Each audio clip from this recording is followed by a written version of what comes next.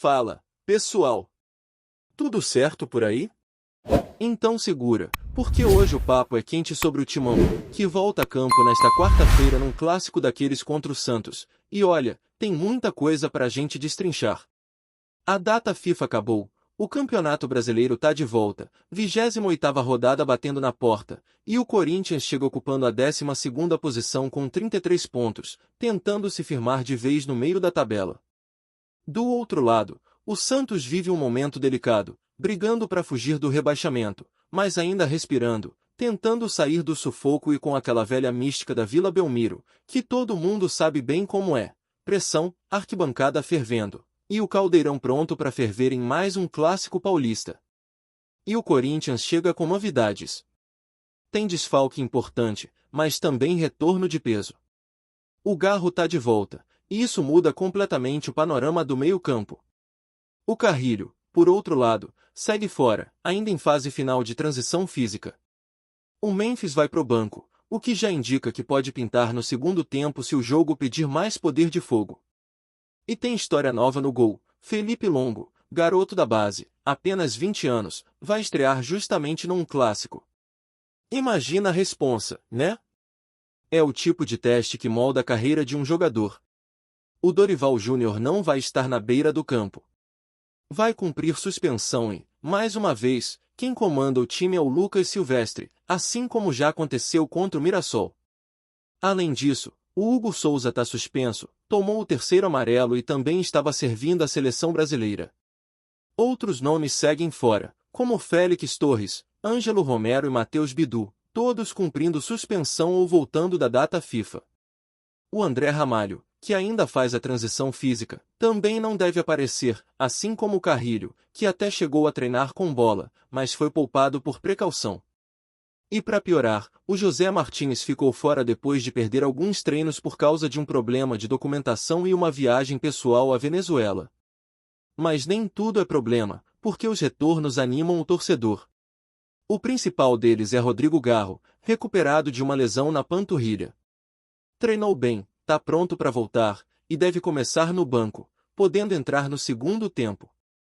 O Memphis Depay, que voltou da seleção holandesa, também está à disposição, e o Charles, que vinha lidando com dores no joelho, treinou normalmente e será opção. É um elenco que começa a ganhar corpo de novo. A provável escalação tem Felipe Longo no gol, Mateuzinho e Hugo nas alas, com o trio de zagueiros formado por João Pedro Tcheca, Gustavo Henrique e Fabrício Angeleri. No meio, Raniel, Machael e Breno Bidon fazem o trabalho de sustentação e criação, enquanto o ataque fica com Yuri Alberto e Guinegão. Vitinho, que foi operado do menisco, continua fora e deve demorar um pouco mais para voltar. Agora, sobre o Felipe Longo, esse menino é uma das histórias mais legais da rodada. Chegou ao Corinthians com apenas 8 anos e cresceu dentro do clube. Campeão sul-americano sub-20, participou do Mundial em outubro e vinha sendo preparado para esse momento. O Corinthians, inclusive, pediu para ele ser desconvocado da seleção de base porque acreditava que iria precisar dele nesta fase do campeonato. E acertou. Com o Hugo suspenso, é a hora de Longo mostrar serviço. Ele ganhou a disputa interna com o Matheus Donelli, que vinha sendo reserva imediato, mas não conseguiu se firmar. Longo, então, foi ganhando espaço nos treinos, mostrando segurança e muita personalidade, até conquistar a confiança da comissão técnica. Estrear num clássico é um desafio e tanto, mas também uma oportunidade única de mostrar que está pronto para dar o próximo passo. O Corinthians tem uma tradição forte com goleiros formados em casa, e o garoto carrega esse peso e essa esperança. O torcedor corintiano já sabe que o clima vai ser tenso. Clássico na Vila é sempre complicado e o Santos, mesmo cambaleando, se transforma quando joga em casa. O técnico Juan Pablo Vozvoda tenta reorganizar o time, que recebeu reforços na última janela e busca escapar da parte de baixo da tabela. É aquele jogo em que o Corinthians precisa entrar ligado desde o primeiro minuto, porque qualquer vacilo pode custar caro. E quando a gente fala em custo, é inevitável tocar no tema Memphis e Garro. Dois jogadores talentosos, mas que ainda não entregaram o que se esperava.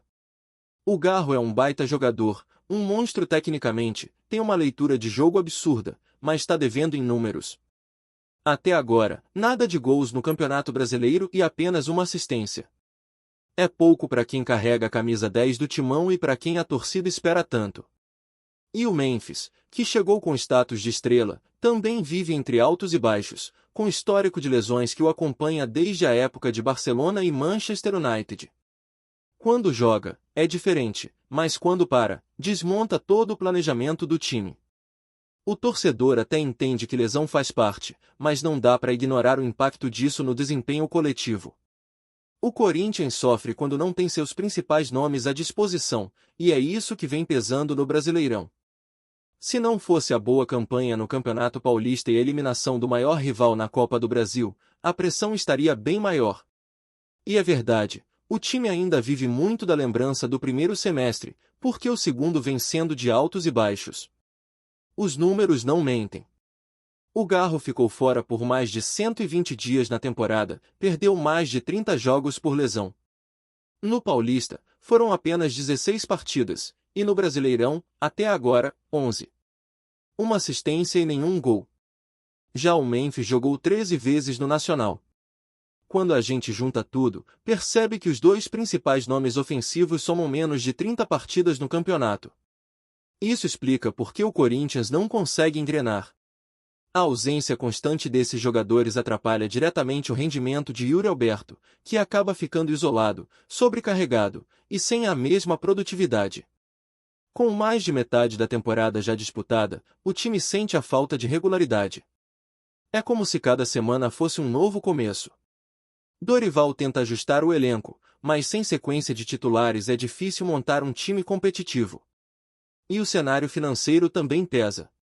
A diretoria sabe que vai precisar vender jogadores no fim do ano, até porque manter nomes caros como Memphis, Garro e Yuri pode ser inviável. O Bidon e o Guinegão, por exemplo, já estão sendo monitorados por clubes de fora, e uma venda é vista como necessária para equilibrar as contas. O torcedor sabe que a situação não é simples. Mas mesmo com todos esses problemas, há esperança. O time mostra evolução em momentos decisivos, como foi na Copa do Brasil, quando teve todos à disposição e jogou de igual para igual contra adversários fortes. Quando o elenco está completo, o Corinthians briga. Quando as lesões aparecem, o rendimento despenca. É uma gangorra que tem deixado a torcida tensa até o fim de cada rodada. O clássico contra o Santos é mais do que um jogo de 3 pontos. É um teste de maturidade pro time e um recomeço para alguns jogadores. Garro quer provar que tá de volta, Longo estreia querendo mostrar serviço, e Dorival, mesmo de longe, precisa ver o time firme, competitivo, com atitude. É o tipo de jogo que pode mudar o clima do vestiário e até o rumo da temporada. E enquanto isso, o Hugo Souza vive seu próprio momento especial. O goleiro, que virou ídolo em pouco tempo, estreou recentemente pela seleção brasileira num amistoso contra o Japão, e apesar da derrota, ganhou defesa pública de ninguém menos que Marcos, o lendário goleiro do Palmeiras. Marcos analisou o lance do terceiro gol e disse que o Hugo não teve culpa, destacando quanto é difícil estrear pela seleção sob pressão.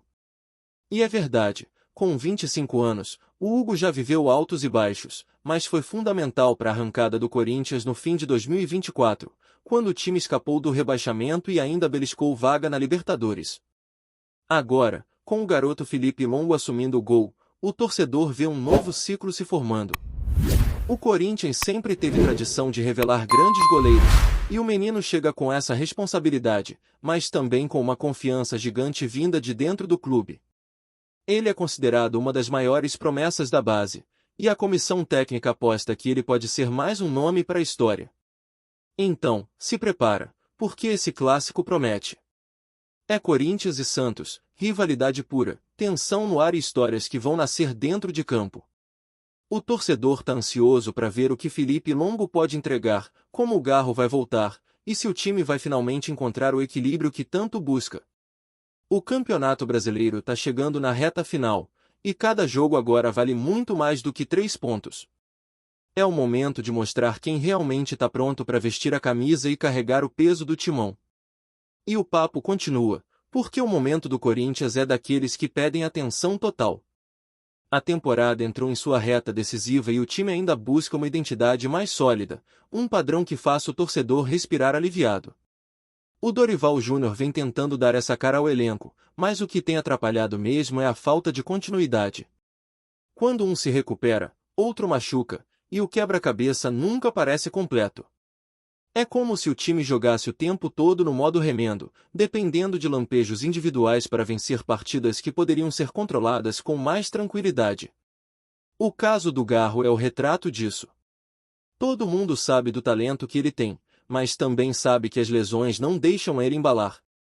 Um jogador desse nível precisa de sequência, precisa de ritmo, e o torcedor sente falta daquele meia que organiza, que chama o jogo para si, que dá o último passe e muda a partida.